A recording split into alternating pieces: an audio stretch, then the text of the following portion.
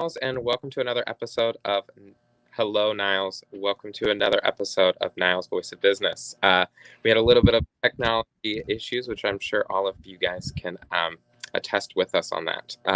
But this series of interviews will feature local professionals, elected officials, and village representatives in Niles.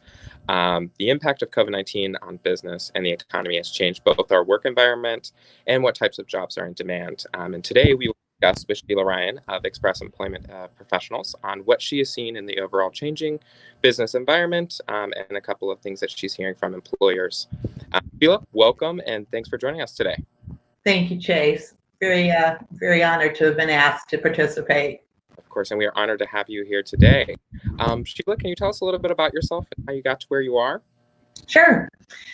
Well, bit of a nomadic upbringing. My father was in the Air Force, so I had the opportunity to live in a number of places. Actually came to Chicago from Savannah, Georgia. I worked with Montgomery Ward, for those out in the audience who might remember the classic department store. And they invited me to come to Chicago for a couple of weeks in 1993, and I never made it back home. Or back to Savannah. Met my husband actually through the business. I started on the client side when I was with Montgomery Ward, and the rest is kind of history. He got me as a client and then got me as a wife, and so we have lived in Niles now since 1999. Oh, wow. Okay. Our business has been on the northwest side of Chicago since 1989.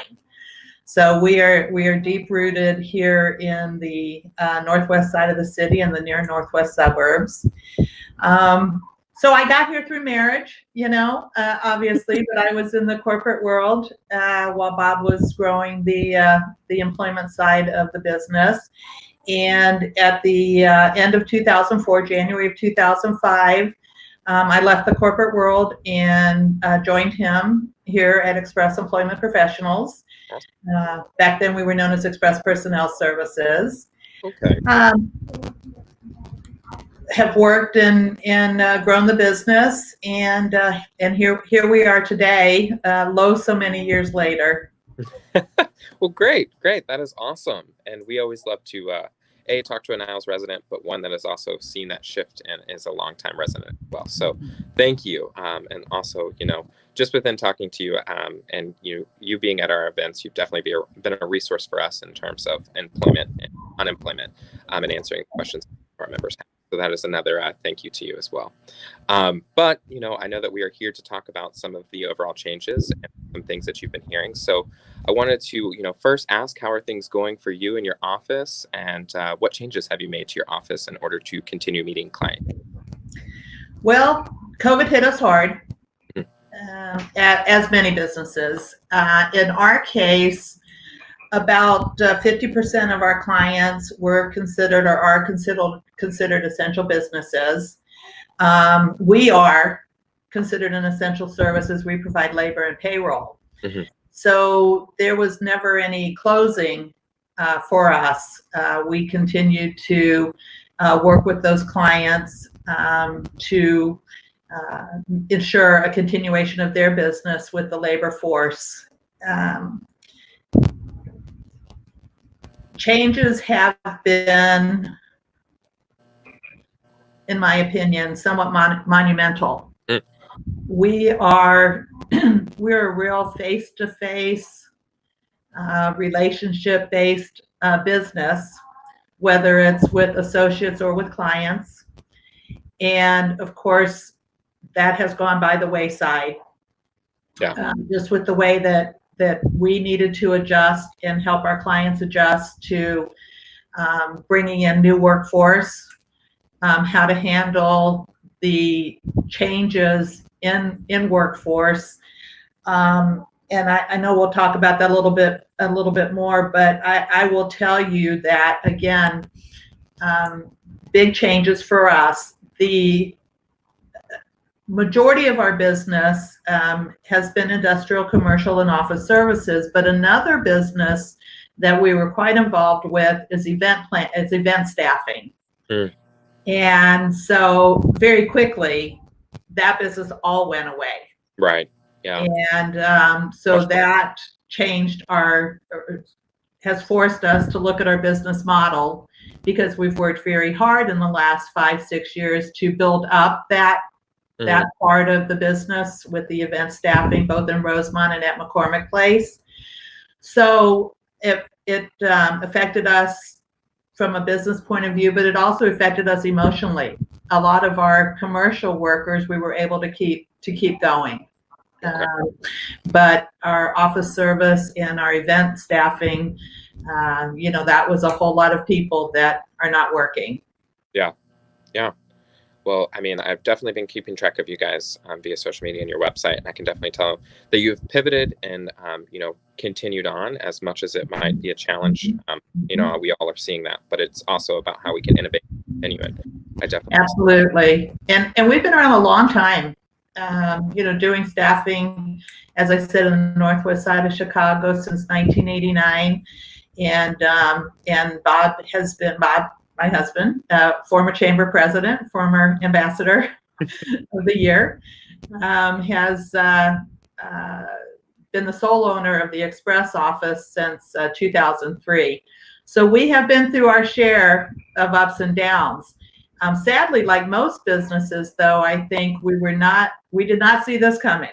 It was not, it was, I don't think that there could have been any predictors of this, the pandemic, and how it affected businesses on the whole. So we have always been a consultative relationship company with our clients and prospects.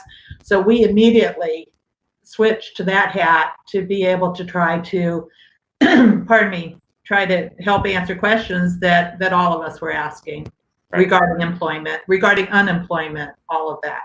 Yeah. So you tell us a little bit about the consulting and some of the other services that you have, but for someone that may not know what exactly Express Employment Professionals does, can you expand on the services and assistance that you provide in the job search? Absolutely, happy to. We are a full service employment agency. We do not do any day labor. Work today, get paid today. That's a function that we do not fill for the community. We are primarily looking for career opportunities for workers, long-term temp to hire. That is not to say we cannot do special project work, or if someone needs, assistance during a medical leave, or the receptionist just didn't show up, today. So we, again, full service, industrial, office services. We can do professional staffing as well, more in the skilled trades with, more in the engineering field. Okay. But we have placed anatomy professors in the past. So you could throw it at us, and we will try. And we will be really honest with you if we can or can't do it. Good.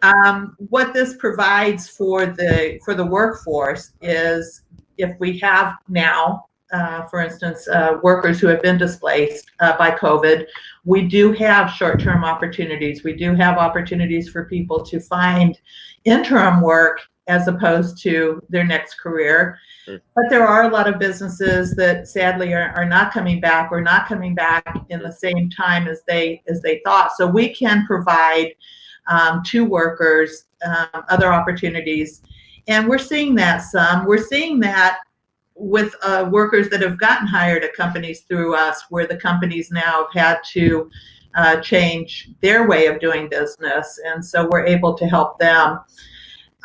From a worker point of view, again, we can provide temporary or full-time or long-term direct hire opportunities. From an employer's point of view right now, flexible staffing is going to be huge. Yeah. People, plant managers, supervisors, HR, they're not going to really know what the tempo is going to be on bringing workers back. Mm-hmm. Using a company like ours for flexible staffing is a great plan for them, because then they have the opportunity to get those orders out the door, or to try before you buy, make sure that someone's a good fit for a position. And so we offer a lot of options through Express Employment. Awesome. So, we've talked a little bit about how you've shifted, and can you say that, some of the jobs that you saw, say February, have they changed a lot since, now that we're into June? What we're finding two things. Mm-hmm.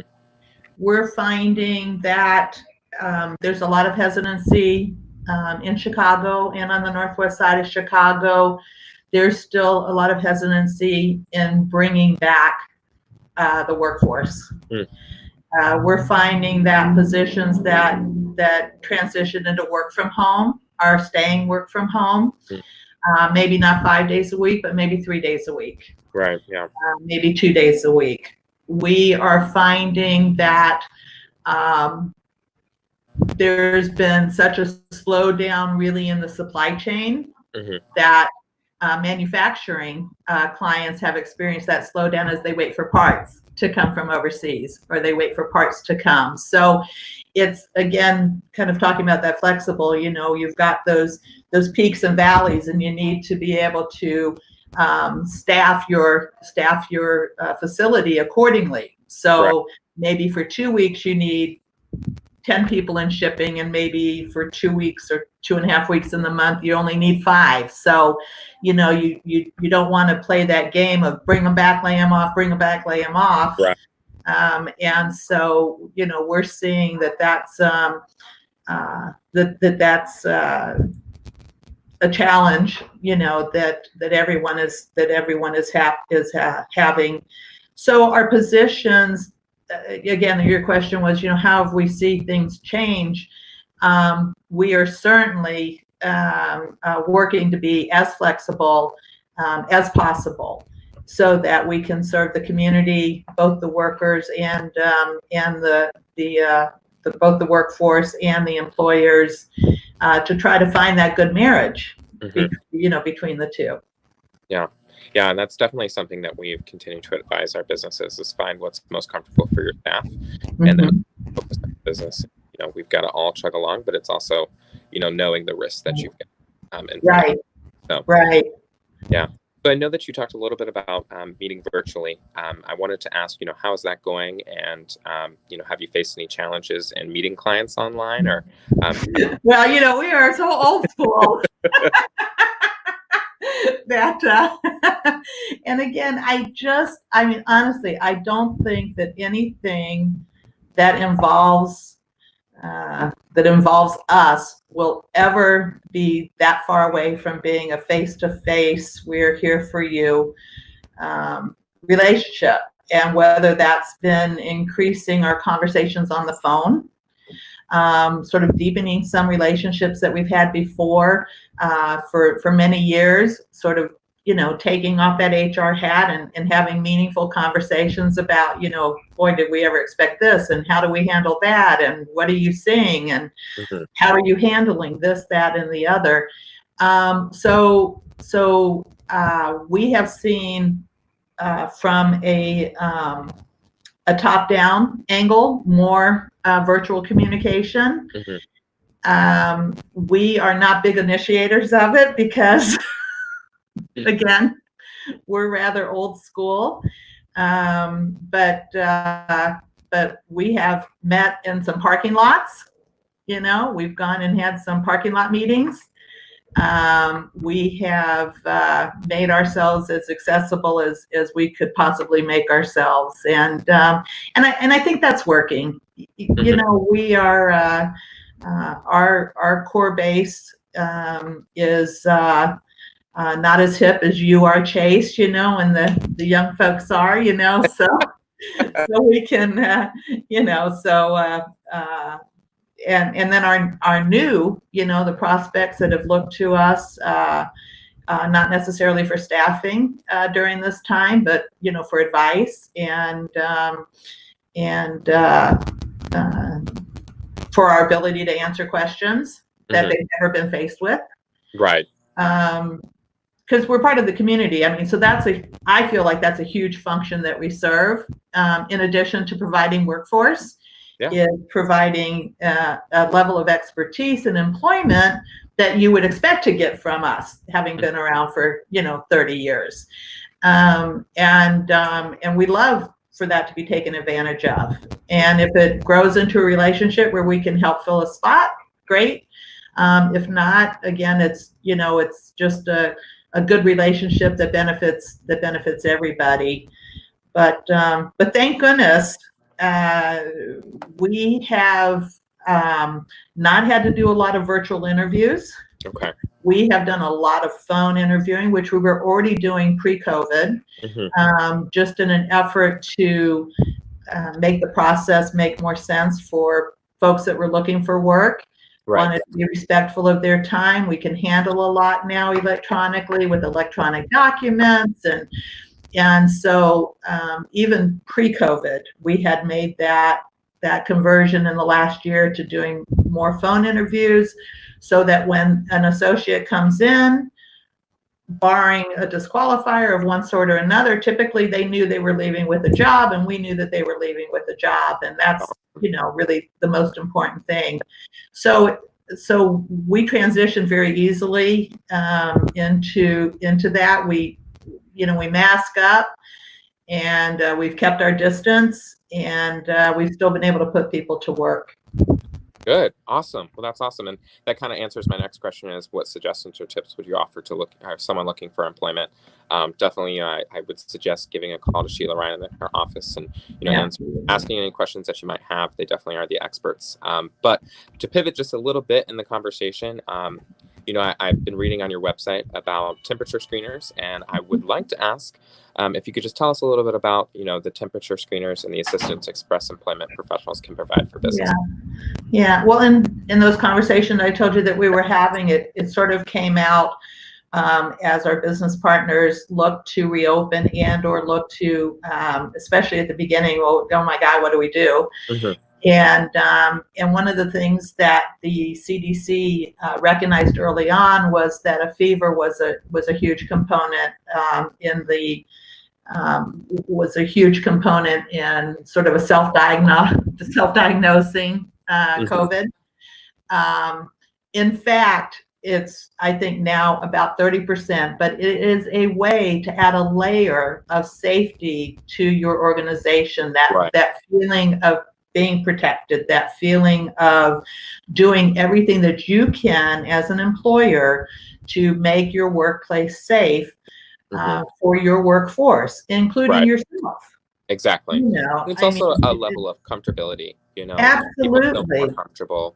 A lot of our members have had temperature screenings when I come in, and as much as it might be a thorn in our side to sit there and fill out a questionnaire and also get our temperature checked, it also makes me feel more comfortable interacting with them in their business. So it is, in our opinion, a necessary layer of safety, just like you would wear safety glasses, or you would wear safety shoes, or it is a necessary evil as we move forward into bringing more folks back into the workplace. And it is a fair and equal way for you to treat all of your workers. There's no subjectivity. Everybody will follow the same profile. Now it has become especially helpful to our clients to have us find the screeners, schedule the screeners, employ the screeners, because there's nothing worse than taking your supervisor, your $50, $40, $50, $60, $80, $110,000 a year supervisor, and have him standing at the door going, okay, and then asking the questions. Okay, then asking the questions. It is not the best use of resources. And so we are finding that that's a gap that HR and plan managers are happy to have us fill.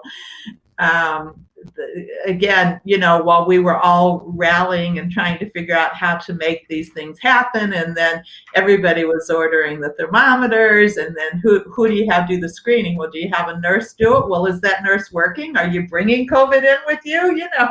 Just sort of, Right. we took that away, that worry, those questions, we just took that right off the client's table and put it on our table. Mm-hmm. And we were able to design what worked best with different companies as they, staggered shift times, as you had office that was coming and going versus regular schedules. And so And that's great. it's a huge benefit. And it's going well, and we expect to see more requests in that area because it more than pays for itself. Just taking that off of somebody's plate.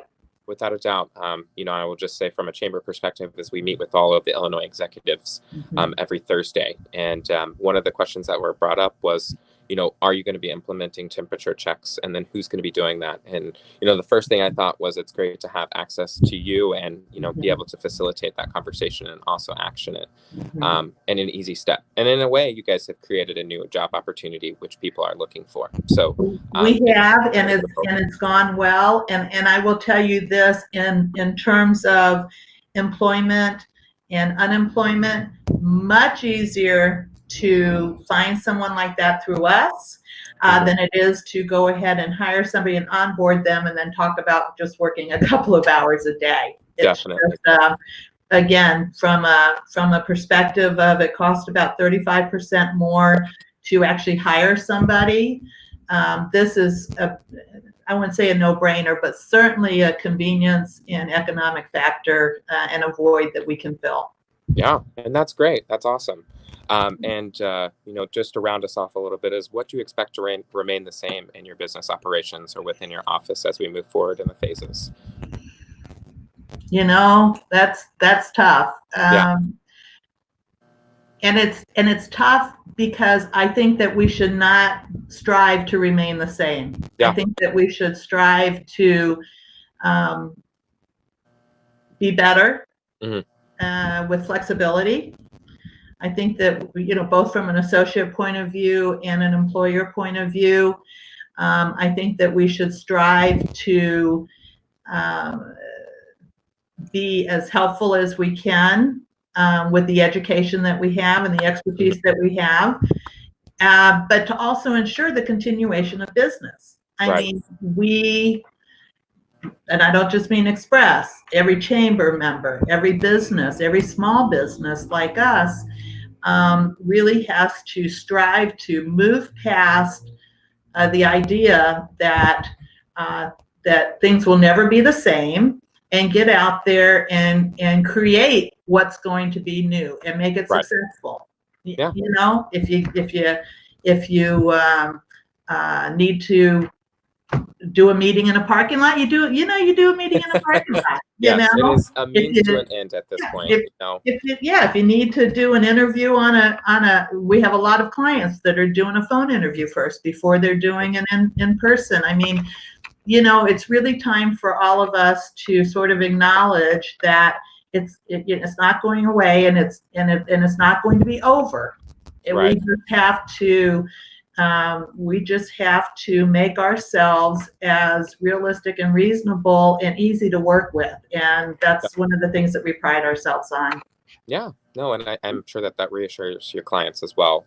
Coming from the chamber perspective, is we're trying to be as creative as we can, while also meeting you guys' needs as a member, and then also as a community in Niles. But great. Well, Sheila, it's been a great conversation, and I do want to say one thing real quick, Chase. Of course.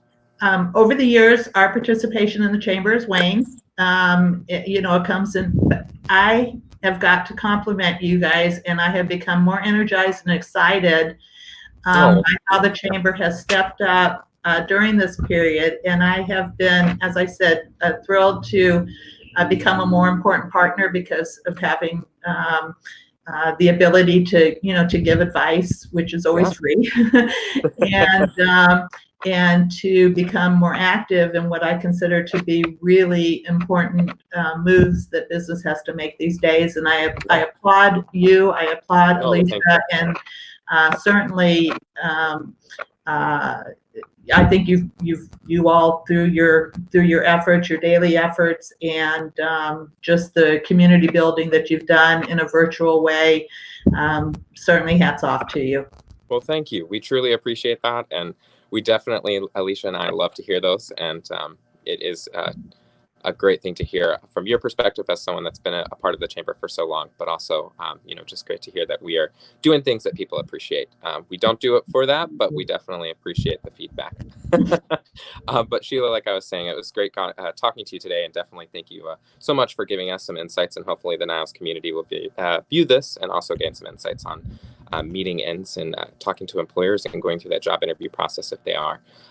But I did put Sheila's email on here. Please reach out to her if you have any questions or would like to set up a call with her. I will also, after this, I will repost this with her phone number and her contact information as well as her website. So please reach out to Sheila. She is an awesome person and a well-rounded expert in this. So on that note, the kind words. Looking forward to hearing from old friends and new friends. All right, Sheila. Thank you so much. And Niles, thank you so much for joining us today. We will round off on that note, and we will say goodbye.